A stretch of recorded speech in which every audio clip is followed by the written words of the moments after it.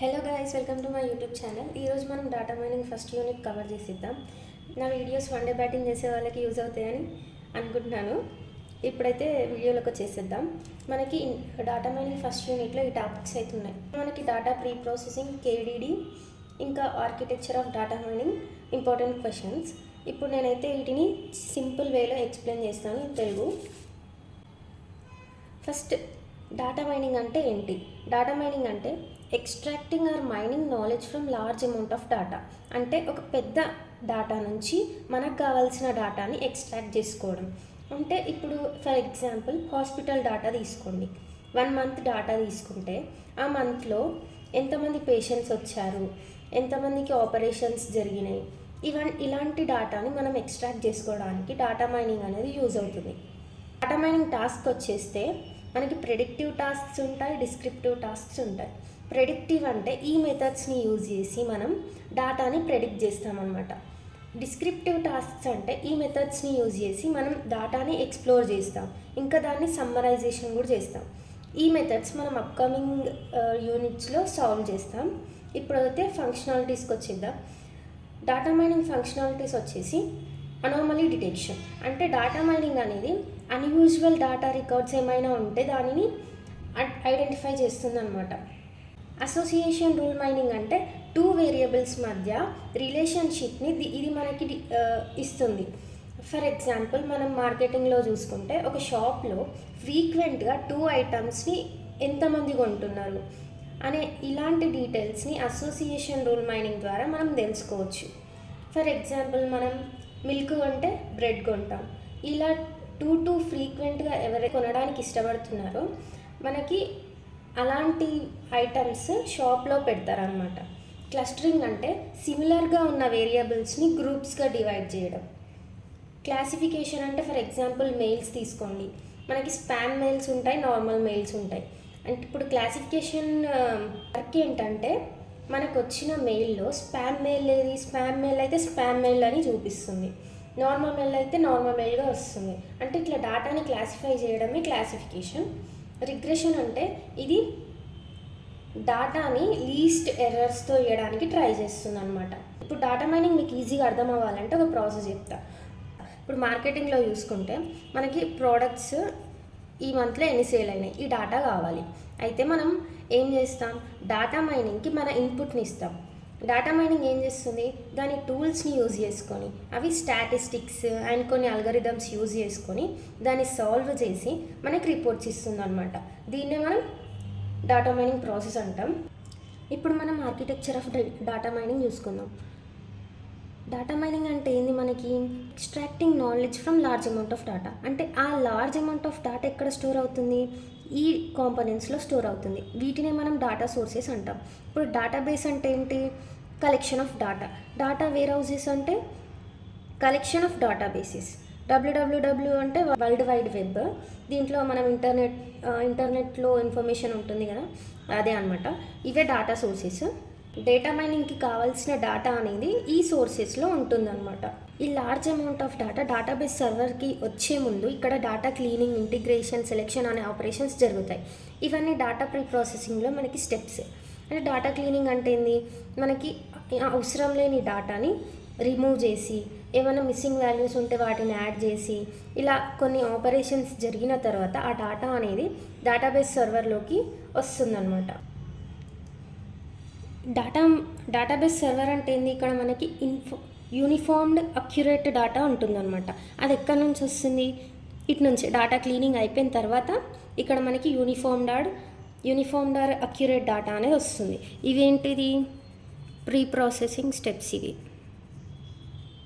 ఇప్పుడు database or data warehouse సర్వర్లో ఏముంటుంది, మనకి యూనిఫామ్డ్ ఆర్ అక్యురేట్ డేటా అనేది ఉంటుంది. ఇప్పుడు ఇక్కడ నుంచి మన డేటా ఎటు వెళ్తుంది, డేటా మైనింగ్ ఇంజిన్లోకి వెళ్తుంది. డేటా మైనింగ్ ఇంజిన్ అంటే ఏంది, డేటా మైనింగ్కి మనం కొన్ని స్టాటిస్టిక్స్ అండ్ అల్గరిథమ్స్ పర్ఫామ్ చేస్తుంది. అవి దాని టూల్స్ అని చెప్పుకున్నాం కదా, ఇక్కడ అవి పర్ఫామ్ చేస్తుంది అనమాట. డేటా మైనింగ్ టూల్స్ యూజ్ చేసి మనం డేటాని పర్ఫామ్ చేస్తుంది. డేటా మైనింగ్ టెక్నిక్స్ అనేవి ఇక్కడ యూజ్ చేస్తుంది. అవన్నీ ఏంటివి, మనకి ఆల్రెడీ చెప్పుకున్నాం. క్లాసిఫికేషన్, క్లస్టరింగ్, ఇంకా రిగ్రెషన్, అసోసియేషన్, రూల్ మైనింగ్, ఇవన్నీ అనేవి ఇక్కడ మనకి పర్ఫామ్ చేస్తుంది డేటా మైనింగ్. డేటా మైనింగ్ ఇంజన్లో data mining techniques, tools perform చేసిన తర్వాత డేటా అనేది ప్యాటర్న్ ఎవాల్యూషన్లోకి వెళ్తుంది. ఇక్కడ మనకి ఇంట్రెస్టింగ్ ప్యాటర్న్స్ని ఎక్స్ట్రాక్ట్ చేసుకోవడానికి ప్యాటర్న్ ఎవాల్యూషన్ అనేది యూజ్ అవుతుంది. And next user interface. ఈ యూజర్ ఇంటర్ఫేస్ ఎందుకు యూజ్ అవుతుందంటే డేటా మైనింగ్తో ఇంటరాక్ట్ అవ్వడానికి యూజ్ అవుతుంది. మనం ఏవైతే క్వశ్చన్స్ అడుగుతున్నామో, ఏవైతే క్వైరీస్ అడుగుతున్నామో వాటికి డేటా మైనింగ్ అనేది ఆన్సర్ ఇస్తుంది. ఇక్కడ మనం క్వశ్చన్స్ అడిగితే మనకి ఆన్సర్స్ ఇస్తుంది. అండ్ నెక్స్ట్ వచ్చేసి నాలెడ్జ్ బేస్ అంటే డేటాబేస్ డేటా వేరస్ సర్వర్లో ఏదైతే ఇన్ఫర్మేషన్ ఉంటుందో నాలెడ్జ్ బేస్లో కూడా అదే ఇన్ఫర్మేషన్ ఉంటుంది. ఒకవేళ డేటా ఇంజన్కి, ప్యాటర్న్ ఎవాల్యూషన్కి ఏమైనా ఇన్ఫర్మేషన్ కావాలనుకుంటే నాలెడ్జ్ బేస్ నుంచి ఆ ఇన్ఫర్మేషన్ని తీసుకుంటుంది. ఈ ప్రాసెస్ అనేది డేటా మైనింగ్లో జరుగుతుంది. ఇప్పుడు సింపుల్గా చూసుకుందాం. ఇవన్నీ ఏంటివి? Data sources. ఇక్కడ మనకు కావాల్సిన డేటా అనేది ఉంటుంది. ఆ లార్జ్ అమౌంట్ ఆఫ్ డేటా ఎక్కడ ఉంటుంది? డేటా సోర్సెస్లో. And next data preprocessing అనేది పర్ఫామ్ చేస్తుంది. ఆ డేటాబేస్ సర్వర్లో యూనిఫామ్డ్ ఆర్ అక్యురేట్ ఫార్మాట్లో సేవ్ అయిపోతుంది. అండ్ నెక్స్ట్ డేటా మైనింగ్ ఇంజన్లోకి వెళ్తుంది. డేటా మైనింగ్ ఇంజన్ ఏం చేస్తుంది? డేటా మైనింగ్ టెక్నిక్స్ని పర్ఫామ్ చేస్తుంది. ఇక్కడ నుంచి ప్యాటర్న్ ఎవాల్యూషన్కి వెళ్తుంది. అక్కడ మనకి ఇంట్రెస్టింగ్ ప్యాటర్న్స్ని ఎక్స్ట్రాక్ట్ చేసుకోవడానికి యూజ్ అవుతుంది. And next user interface. User ఏదైతే క్వైరీస్ అడుగుతున్నాడో ఆ డేటా మైనింగ్ దానికి ఆన్సర్స్ ఇస్తుంది. And next knowledge base. Database సర్వర్లో ఏదైతే ఇన్ఫర్మేషన్ ఉంటుందో, ఇక్కడ సోర్సెస్లో ఏ ఇన్ఫర్మేషన్ ఉంటుందో ఇక్కడ కూడా అదే ఇన్ఫర్మేషన్ ఉంటుంది. ఎప్పుడైనా డేటా మైనింగ్ ఇంజన్కి, ప్యాటర్న్ ఎవాల్యూషన్కి ఆ ఇన్ఫర్మేషన్ కావాలి అనుకుంటుందో అప్పుడు నాలెడ్జ్ బేస్ నుంచి డేటాను అనేది తీసుకుంటుంది. ఈ ఆర్కిటెక్చర్ని చూసి మనం ఓన్గా రాయగలిగితే మనకైతే ఈజీగా మార్క్స్ వస్తాయి అన్నమాట. మనకిప్పుడు ఆర్కిటెక్చర్ కూడా అయిపోయింది. ఇప్పుడు డేటా మైనింగ్ ప్రాసెస్ చూసుకుందాం. ఫస్ట్ డేటా మైనింగ్ అనేది ప్రాబ్లమ్ని ఐడెంటిఫై చేస్తుంది. తర్వాత దానికి కావాల్సిన డేటాని కలెక్ట్ చేస్తుంది. తర్వాత ప్రీ ప్రాసెసింగ్ టెక్నిక్స్ని యూజ్ చేస్తుంది. తర్వాత మోడల్ని ఎస్టిమేట్ చేస్తుంది. తర్వాత మనకి రిజల్ట్స్ని అనేది ఇస్తుంది. సేమ్ ఆర్కిటెక్చర్లో ఏది చూసామో అదే ప్రాసెస్. అండ్ నెక్స్ట్ టాపిక్ వచ్చేసి major issues of data mining. దీంట్లో మనకి scalability, high dimensionality, data quality, interpretability, privacy concerns అనేది major issues of data mining. ఇప్పుడు మన నెక్స్ట్ టాపిక్ వచ్చేసి కేడిడి అంటే ఏంటి? Knowledge discovery in database. Major difference between KDD, DM ఏంటి అంటే డేటా మైనింగ్ అనేది మనకి కావాల్సిన డేటాని ఎక్స్ట్రాక్ట్ చేసుకోవడానికి యూజ్ అవుతుంది. కేడిడి అనేది ఎంటైర్ ప్రాసెస్లో మనకి యూజ్ఫుల్ అయ్యే డేటాని ఇవ్వడానికి ట్రై చేస్తుంది. ఫర్ ఎగ్జాంపుల్ మనం మూవీలో చూసుకుంటే మనకి script writing, directing, filming, editing అనే పార్ట్స్ ఉంటాయి. దీంట్లో మేజర్ టాస్క్ ఏంటి? ఫిల్మింగ్. అలానే కేడిడిలో కూడా డేటా మైనింగ్ అలా అన్నమాట. ఇది స్ట్రక్చర్ ఆఫ్ కేడిడి అనమాట. ఫస్ట్ ఇప్పుడు ఇటు చూస్తున్నారు కదా డేటా మైనింగ్. ఇది అనేది కేడిడిలో ఒక పార్ట్. సో మనం ఫస్ట్ నుంచి స్టెప్స్ చూద్దాం. ఫస్ట్ స్టెప్ ఏంటి? Cleaning and integration. ఇక్కడ క్లీనింగ్, ఇంటిగ్రేషన్ అనే ఆపరేషన్స్ని పర్ఫామ్ చేస్తుంది. క్లీనింగ్ అంటే ఏంది? నాయిసీ అండ్ ఇన్కన్సిస్టెంట్ డేటాని రిమూవ్ చేస్తుంది.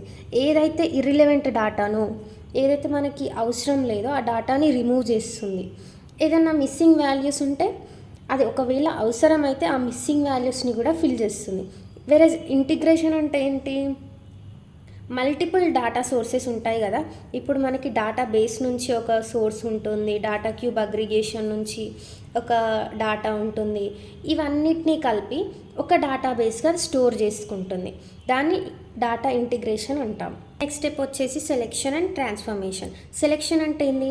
మనం ఏ డేటానైతే ఎక్స్ట్రాక్ట్ చేసుకుంటున్నామో ఆ డేటాకి కావాల్సిన రిలవెంట్ డేటాని సెలెక్ట్ చేసుకుంటుంది అనమాట.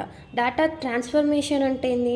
ఇప్పుడు డేటా మైనింగ్ ఫేజ్లో వచ్చేసరికి మనం కొన్ని ఆపరేషన్స్ పర్ఫామ్ చేస్తాం. లైక్ క్లస్టరింగ్, క్లాసిఫికేషన్, రిగ్రెషన్, వీటికి కొన్ని ఫార్ములాస్ ఉంటాయి. ఇప్పుడు ట్రాన్స్ఫర్మేషన్ ఏం చేస్తున్నాం? ఇక్కడ ఏ ఫార్ములా అయితే యూజ్ చేస్తామో ఆ ఫార్ములాకు తగ్గట్టు ఇది ఆ డేటా యొక్క ఇన్పుట్ని చేంజ్ చేస్తుంది అనమాట. దాన్ని ట్రాన్స్ఫర్మేషన్ అంటాం. నెక్స్ట్ స్టెప్ వచ్చేసి డేటా మైనింగ్. ఇక్కడ మనం ఏం చేస్తాం? కొన్ని టూల్స్ని, డేటా మైనింగ్ టెక్నిక్స్ని పర్ఫామ్ చేస్తాం. ముందే చెప్పాను కదా, క్లస్టరింగ్, క్లాసిఫికేషన్. ఆ డేటాకి తగ్గట్టు ఆ ఆపరేషన్ అనేది పర్ఫామ్ చేస్తుంది అనమాట. అండ్ నెక్స్ట్ స్టెప్ వచ్చేసరికి ప్యాటర్న్స్ ఎందుకు యూజ్ అవుతాయి అంటే మనకు వచ్చిన రిజల్ట్ ఉంటుంది కదా, అవి ఎలాంటి ప్యాటర్న్స్లో ఉన్నాయి, మనం అక్కడ రిలవెంట్ ప్యాటర్న్స్ని ఐడెంటిఫై చేస్తామన్నమాట. మనకి ఎలాంటివి కావాలి, ఎలాంటి ప్యాటర్న్స్ కావాలనేది ఇక్కడ ఎవాల్యుయేట్ చేస్తాం. నెక్స్ట్ వచ్చేసరికి నాలెడ్జ్ ప్రెజెంటేషన్. రిజల్ట్ అనేది మనకి విజువలైజ్ చేస్తుంది అనమాట. ఏదైతే ఎక్స్ట్రాక్ట్ చేసామో ఆ డేటా అనేది ఇక్కడ లాస్ట్లో మనకి విజువలైజ్ అవుతుంది. ఇప్పుడు మనం ఒక ఓవర్వ్యూ వేసుకుందాం. దీంట్లో డేటా క్లీనింగ్ అంటే ఏంది, అన్నెసెసరీ డేటాని రిమూవ్ చేస్తుంది. ఇంటిగ్రేషన్ అంటే ఏంటి, మల్టిపుల్ సోర్సెస్ నుంచి ఉన్న డేటాని సింగిల్ సోర్స్లోకి మారుస్తుంది. అంటే డేటాబేస్ నుంచి వచ్చిన డేటాని, ఫైల్స్లో ఉన్న ఫార్మాట్ని ఒకే ఫార్మాట్లోకి చేంజ్ చేస్తుంది. సెలెక్షన్ అంటే ఏంది, మన ఎక్స్ట్రాక్షన్కి కావాల్సిన డేటాని సెలెక్ట్ చేసుకుంటుంది. ట్రాన్స్ఫర్మేషన్ అంటే ఏంటి, డేటా మైనింగ్కి ఏదైతే పర్ఫామ్ చేస్తుందో, ఏ టెక్నిక్ అయితే యూజ్ చేస్తుందో ఆ డేటాకి తగ్గట్టు ట్రాన్స్ఫార్మ్ చేయడం డేటాని. డేటా మైనింగ్ అంటే ఏంటి, ఇక్కడ కొన్ని టూల్స్ని పర్ఫామ్ చేయడం, తర్వాత ఎక్స్ట్రాక్టింగ్ చేసుకోవడం నాలెడ్జ్ని. ప్యాటర్న్స్ అంటే ఏంటి, ఇక్కడ identifying relevant patterns. Next knowledge అంటే ఏంటి, మనకు వచ్చిన టోటల్ రిజల్ట్ని ఇక్కడ మనకి రిప్రజెంట్ చేస్తుంది అనమాట. ఇప్పుడు మనకి డిఎం ప్రాసెస్ కేటీడీ కూడా కంప్లీట్ అయిపోయింది.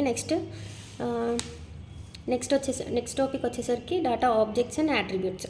ఫస్ట్ మనకి డేటా ఆబ్జెక్ట్స్ అంటే ఏంటి, it refers to the entities about which data is collected. ఇక్కడ ఎగ్జాంపుల్ చూసుకున్నట్టయితే a customer in a retail database అంటే ఇప్పుడు డేటా ఆబ్జెక్ట్ ఏమవుతుంది, ఈ కస్టమర్ యొక్క డీటెయిల్స్ అనేవి మనకి డేటా ఆబ్జెక్ట్స్ అవుతాయి. ఇక్కడ ఇప్పుడు ఒక టేబుల్లో చూసుకుంటే మనకి కాలమ్స్ అనేవి యాట్రిబ్యూట్స్ అవుతున్నాయి, రోస్ అనేవి డేటా ఆబ్జెక్ట్స్ అవుతున్నాయి. అంటే ఆ కస్టమర్కి సంబంధించిన డీటెయిల్స్ అనేవి మనకి డేటా ఆబ్జెక్ట్స్లో స్టోర్ అయి ఉంటాయి. యాట్రిబ్యూట్ డెఫినేషన్ చూసుకుందాం. Attributes are properties or characteristics of data objects. Data objects యొక్క ప్రాపర్టీస్ని మనం యాట్రిబ్యూట్స్ అంటున్నాం. ఎగ్జాంపుల్ ఇప్పుడు కస్టమర్ చూసుకున్నాం. ఇప్పుడు కస్టమర్కి యాట్రిబ్యూట్స్ ఏంటి, కస్టమర్ ఐడి, ఆయన ఇన్కమ్, ఇట్లా తన ఏజ్, ఇవన్నీ మనకి యాట్రిబ్యూట్స్ కిందకి వస్తాయి. దీంట్లో మనకి యాట్రిబ్యూట్స్ డేటా మైనింగ్లో మనకున్న యాట్రిబ్యూట్స్ టైప్స్ చూద్దాం. Qualitative attributes, quantitative attributes. Quantitative అంటే మెజరబుల్ యాట్రిబ్యూట్స్ అంట, క్వాలిటేటివ్ అంటే వాటిని మనం మెజర్ చేయలేం. సో చూద్దాం ఇవి టైప్స్, వీటి గురించి. ఫస్ట్ వన్ వచ్చేసి నామినల్ యాట్రిబ్యూట్. అంటే ఇది క్వాలిటేటివ్ యాట్రిబ్యూట్. అంటే it's related to the names. Only నేమ్సే ఉంటాయి, మనకి ఏ ఇంటీజర్స్, న్యూమరికల్ వాల్యూస్ ఏవి ఉండవు ఇక్కడ. ఎగ్జాంపుల్ చూసుకుంటే ఇక్కడ మనకి యాట్రిబ్యూట్స్, దాని యొక్క వాల్యూస్ ఉన్నాయి. ఇప్పుడు యాట్రిబ్యూట్స్ కలర్స్ అనుకోండి, బ్లాక్, బ్రౌన్, వైట్, ఇవన్నీ ఉంటాయి కదా.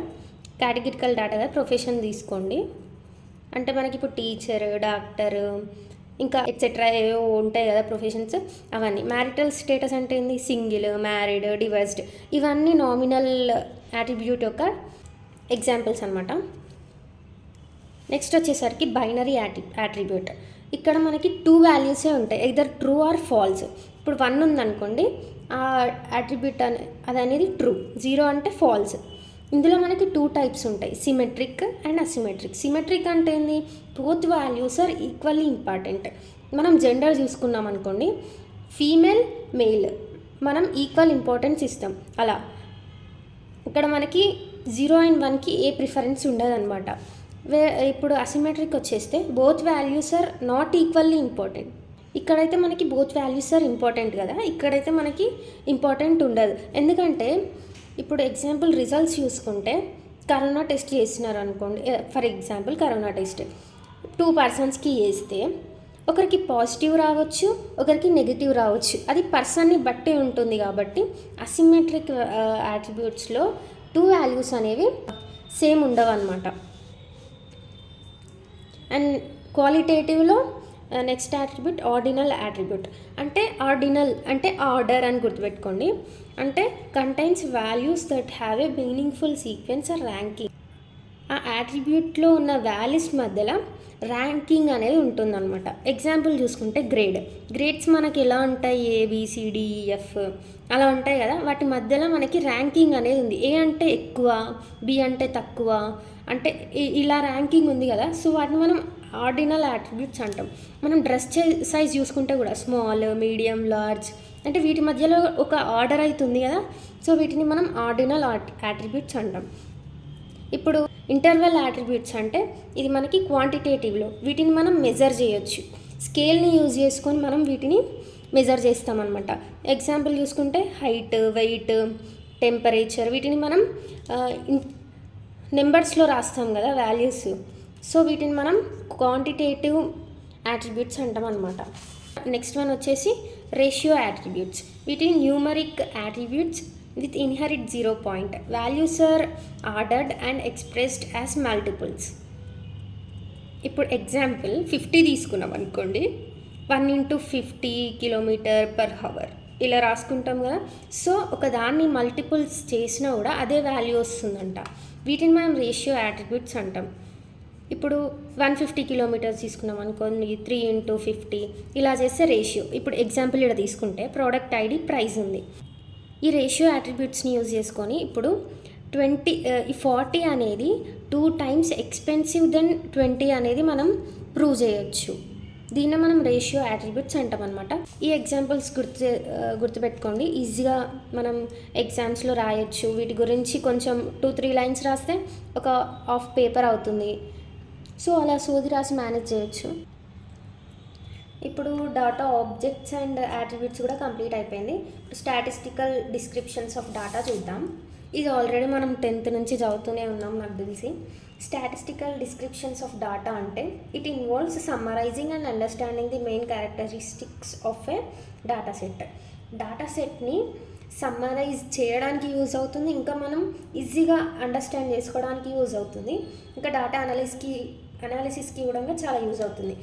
దీంట్లో స్టాటిస్టికల్ డిస్క్రిప్షన్స్ ఆఫ్ డాటా అంటే మనకి మెజర్స్ ఆఫ్ సెంట్రల్ టెండెన్సీ ఉంటుంది, డిస్పర్షన్ ఉంటుంది, డాటా డిస్ట్రిబ్యూషన్ ఉంటుంది. First measures of central tendency చూసుకుందాం. మీన్, మీడియన్, మోడ్ ఉంటుంది. మీన్ అంటే ఏంది? Some of observations by number of observations కదా. ఇవన్నీ ప్లస్ చేసి బై ఇవన్నీ ఎన్ని ఉన్నాయి? 5 చేస్తే మనకు మీన్ అనేది వస్తుంది. మీడియన్ అంటే ఏంటి? మిడిల్లో ఉన్న టర్మ్నే మనం మీడియన్ అంటాం. ఒకవేళ ఆడ్ టర్మ్స్ అయితే ఏం చేస్తాం? n+1/2 చేస్తాం. n అంటే ఏంది? Number of terms. ఎన్ని ఉన్నాయి? 5. 5 + 1/2 చేసి ఎంత ఉంది? 6/2 = థర్డ్ టర్మ్ని మనం మీడియన్గా తీసుకుంటాం. ఇప్పుడు ఈవెన్ నెంబర్స్కి వస్తే ఇది ఫార్ములా. ఇప్పుడు ఈవెన్ నెంబర్కి కనుక్కోవడానికి నేను ఇంకొక నెంబర్ యాడ్ చేస్తున్నాను. ఇప్పుడు ఎన్ని నెంబర్స్ అయినాయి? 6 నెంబర్స్. 6 కాబట్టి ఫార్ములాలో సబ్స్టిట్యూట్ చేద్దాం. 6/2 + 6/2 + 1/2 చేస్తే మనకు మీడియం వాల్యూ అనేది వస్తుందన్నమాట. మోడ్ అంటే ఏంటి? Most frequent value of the data set. మనకి ఎక్కువ సార్లు డేటా సెట్లో ఏ నెంబర్ అవుతుందో దాన్ని మనం మోడ్గా తీసుకుంటాం. ఇప్పుడు 2 అనేది 2 times ఉంది, ఇంకా ఏది లేదు, అన్ని 1 time ఉన్నాయి కాబట్టి 2ని మనం మోడ్గా తీసుకుంటాం. నెక్స్ట్ వచ్చేసరికి measures of dispersions of data. It use to measure spread of numerical data. Numerical data యొక్క స్ప్రెడ్ని తెలుసుకోవడానికి ఈ డిస్పర్షన్స్ ఆఫ్ డాటా అనేది యూజ్ అవుతుంది. దీంట్లో 5 సబ్ టాపిక్స్ ఉంటాయి. ఫస్ట్ రేంజ్ అనేది ఉంది. రేంజ్ అంటే ఏంటి? ఇచ్చిన డాటా సెట్లో highest value minus lowest value. నేను ఎగ్జాంపుల్ ఈ డాటా సెట్ తీసుకుంటున్నాను. ఇందులో highest value minus lowest value చేస్తే ఈ వాల్యూ వస్తుంది. దీన్ని range of the data set అంటాం. నెక్స్ట్ వచ్చేసరికి quartiles. It divides the set into 4 equal parts. అంటే ఇక్కడ క్వార్టైల్ 1, క్వార్టైల్ 2, క్వార్టైల్ 3 అని తీసుకొని ఒక డాటా సెట్ని 4 ఈక్వల్ పార్ట్స్గా చేస్తుందన్నమాట. ఈ క్వార్టైల్ 1, 2, 3 అంటే ఏందో తెలుసుకుందాం. క్వార్టైల్స్ అనేది మనం ఇది యూజ్ చేసుకొని సాల్వ్ చేస్తాం అనమాట. అందులో లోయెస్ట్ వాల్యూ ఉంటుంది. డాటా సెట్లో 25% ఆఫ్ డాటా వాల్యూని Q1 అంటాం. Q2 అంటే ఏంటి? Median value. 75% ఆఫ్ డాటా వాల్యూని Q3 క్వార్టైల్ అంటాం. Next highest value. నెక్స్ట్ వచ్చేసరికి ఇంటర్ క్వార్టైల్ రేంజ్. మనం ఆల్రెడీ క్వార్టైల్స్ చూసాం. నెక్స్ట్ ఇంటర్ క్వార్టైల్ రేంజ్ అంటే ఏంది? Q3 - Q1. మనం ఈ డాటా సెట్లో చూసుకుంటే ఇక్కడ 25% అంటే ఇటు వస్తుంది. 25 అనేది 25% డాటాలోకి వస్తుంది కాబట్టి 25% దగ్గర 25 తీసుకున్నాను, 75% దగ్గర 75 తీసుకున్నాను. సో Q3 - Q1 అనేది చేస్తే ఐక్యూఆర్ వాల్యూ 50 వచ్చింది. అదే మన మీడియన్ కూడా ఇది చేసినప్పుడు మనకు మీడియన్ అనేది వాల్యూ వస్తుంది. నెక్స్ట్ వచ్చేసరికి వేరియన్స్ అంటే ఏంది? Measure of how data points differ from the mean. అంటే దీన్ని మనం ఎలా మెజర్ చేస్తాం? Some of x minus mu whole square by n. Mu అంటే ఏంది? ఇక్కడ మీన్. ఆల్రెడీ మనకు మీన్ అంటే ఏంటో తెలుసు, some of all observations by number of observations. ఇప్పుడు మనం ఇవన్నీ ప్లస్ చేసి, ఇవి 9 ఉన్నాయి కాబట్టి 9 చేస్తే 50 వచ్చింది. ఇప్పుడు మనం దీన్ని సాల్వ్ చేద్దాం. x minus mu whole square. X అంటే ఏంది? Data points. ఈచ్ డాటా పాయింట్ని x మైనస్ మ్యూ హోల్ స్క్వేర్తో సాల్వ్ చేయాలన్నమాట. ఇక్కడ నేను తీసుకుంటున్నాను x అనేవి values. Next x minus mu square. x అంటే ఏంది? 10, మ్యూ అంటే 50. సో ఇలా సాల్వ్ చేస్తే మనకు అంత వస్తుంది, అన్ని వాల్యూస్ వస్తాయి. తర్వాత టోటల్ చేయాలి. మనకి ఇప్పుడు ఇక్కడ ఫార్ములాలో అప్లై చేద్దాం. x minus mu square whole మొత్తం టోటల్ ఎంత? 6000 బై 9 చేస్తే మనకు ఆన్సర్ వస్తుంది. నెక్స్ట్ వచ్చేసరికి standard deviation. It is the root of variance indicating the average deviation from the mean. అంటే స్టాండర్డ్ డీవియేషన్ అంటే ఏంది? మనకి root of variance.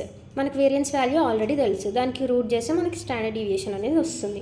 Next topic వచ్చేసి data visualizations in data mining. ఇవి ఎలా యూజ్ అవుతాయి అంటే మన ఉన్న డాటాని విజువలైజేషన్స్లో చూపిస్తే మనకి ఈజీగా అర్థమవుతుంది కదా. సో వీటికి మనం కొన్ని గ్రాఫ్స్ యూజ్ చేస్తాం అనమాట. ఫస్ట్ వచ్చేసి క్వాంటైల్ ప్లాట్, క్యూ ప్లాట్స్ అని కూడా అంటాం మనం. ఇది simple and effective way to have first look at a univariate data distribution. అంటే ఒకటే వేరియబుల్కి మనం క్వాంటైల్ ప్లాట్ని డ్రా చేస్తామన్నమాట. First it displays all the data from the given attribute. అంటే అన్ని పాయింట్స్ని ఫస్ట్ మనకి డిస్ప్లే చేస్తుంది అనమాట. ఇది ఒకటే బ్రాంచ్ యొక్క ఇన్ఫర్మేషన్ని మనకి గ్రాఫ్లో చూపిస్తుంది అనమాట. ఫర్ ఎగ్జాంపుల్ దాని యొక్క కాస్ట్ ఐడి ఉందనుకోండి, దాని వాల్యూస్ని మనకు చూపిస్తుంది. ఫస్ట్ దాని ఇన్ఫర్మేషన్ని మనకి డిస్ప్లే చేస్తుంది అనమాట. అండ్ నెక్స్ట్ ఏం చేస్తుంది? క్వాంటైల్స్ని, నెక్స్ట్ ఇవి ప్లాట్స్ని డిస్ప్లే చేస్తుంది అనమాట. ఇవి మనకు ఆల్రెడీ తెలుసు కదా, Q2, Q1, Q3 అనేవి. సో ఇలా క్వాంటైల్ ప్లాట్ అనేది డిస్ప్లే చేస్తుంది. నెక్స్ట్ వచ్చేసరికి క్యూ ప్లాట్. క్యూ ప్లాట్స్ ఏమో ఓన్లీ 1 బ్రాంచ్కే మనకి డిస్ప్లే చేస్తుంది. క్యూ ప్లాట్ ఏం చేస్తుందంటే 2 బ్రాంచెస్కి కలిపి మన గ్రాఫ్ అనేది డిస్ప్లే చేస్తుంది అనమాట. Graphs that క్వాంటైల్స్ of 1 univariate distribution against the corresponding క్వాంటైల్స్ of another.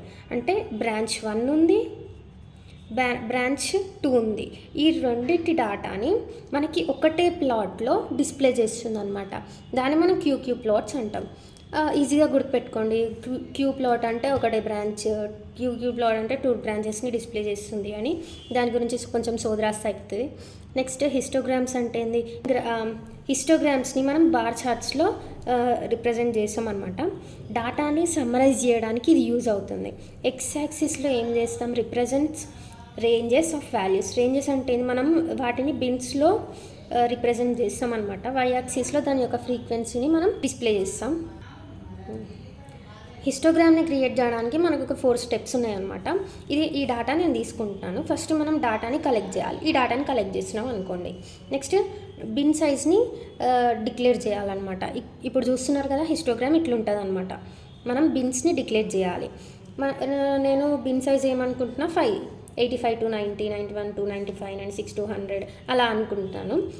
Count frequency అంటే count of how many data points fall into each bin. Each బిన్లో ఎన్ని డాటా పాయింట్స్ పడుతున్నాయి అనే దాన్ని కౌంట్ చేసుకోవాలన్నమాట. బిన్ 1 ఏంది? ఈ రేంజ్ తీసుకుంటున్నా కాబట్టి ఈ రేంజ్లో ఇక్కడ ఎన్ని పాయింట్స్ ఉన్నాయి? 85, 88, 90 అనేవి ఈ బిన్లో పడతాయి. ఈ బిన్లో ఒకటే, ఈ బిన్లో ఒకటే. నెక్స్ట్ అయితే మనం ప్లాట్స్ని డ్రా చేయాలన్నమాట. 85 to 90 మనకి 3 డాటా పాయింట్స్ ఉన్నాయన్నమాట. 3 డాటా పాయింట్స్ వరకు మన బిన్ని మనం డ్రా చేయాలి. నెక్స్ట్ 91 to 95 ఎన్ని ఉన్నాయి? ఒకటే డాటా పాయింట్ ఉంది కాబట్టి 1 వరకు డ్రా చేయాలి. ఇలా హిస్టోగ్రామ్స్ని అయితే మనం క్రియేట్ చేస్తాం.